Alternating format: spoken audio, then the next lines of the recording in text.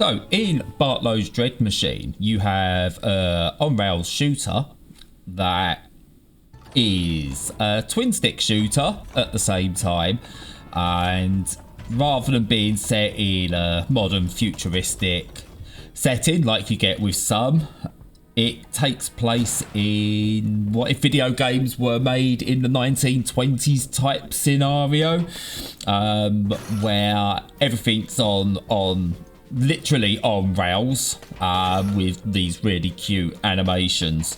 As you can see, everything is very mechanical in nature, and it's a really interesting game, one I've enjoyed playing. It starts off very simple, and you get this idea that it's going to be something fairly simple to take on as you move between the various areas, shooting enemies and taking them down with ease. Then you get to bosses, or you get introduced to more difficult enemies, and all of a sudden the game takes on a new life. It becomes very difficult. You really need the precision of a, let's say, a Resogun or a Next Machina or a Geometry Wars. Something like that. You really need that precision, that timing. And you get thrown. You get thrown with something like that because it's on these rails and it's all very straight.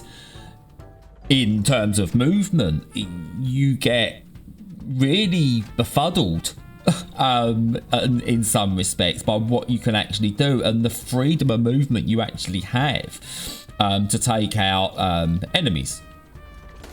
What the game does, because I think if it just stayed on these planes where you can move in 90-degree angles on various paths, I think it would become very tiresome. But what the game does, it changes it up every now and again. So rather than having them on just rails in front of you coming in different directions, you get almost this Tin Can Alley style perspective shooter. You're shooting into the screen, and that's the whole idea. And it just works really, really well. It doesn't really compare to anything. When I first played it, I thought the mechanic would get tiresome really quickly. I did wonder if I would bore of it. But I found myself maybe first of all going, I don't know if I want to go back. I don't know if I want to go back. I don't know if I fancy any more of this. But then every time I did go back and start playing it some more, unlocking some more levels, it just took on a bit of a new life, and it became a game I very much enjoyed playing, and the challenge is there. I'm not 100% sure on the structure of the game in terms of progression and the story that goes with it. I could have done without that maybe, but I get it in terms of world setting. It works to a degree there. But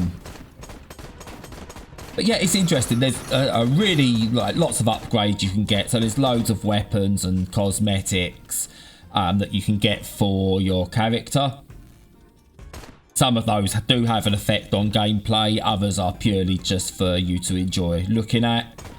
And you really do need to think about what you are taking into any given level. And it does get difficult. It gets really, really difficult. The sort of thing you would expect from a twin stick shooter. It eases you in and then just ups the ante. I failed many times at this game, so it's certainly not an easy one to play. That's for sure. But definitely worth your time. Definitely worth your time. It looked absolutely spectacular. That's a definite. But yeah, get this game. You won't go wrong. So there you go. That's a 5-minute Ramble review. Like, subscribe, all that. And you can check out some more first impressions and mental health chat via our Twitch channel, or catch us on Discord or via Twitter. Thank you for looking, and that's been Bartlow's Dread Machine.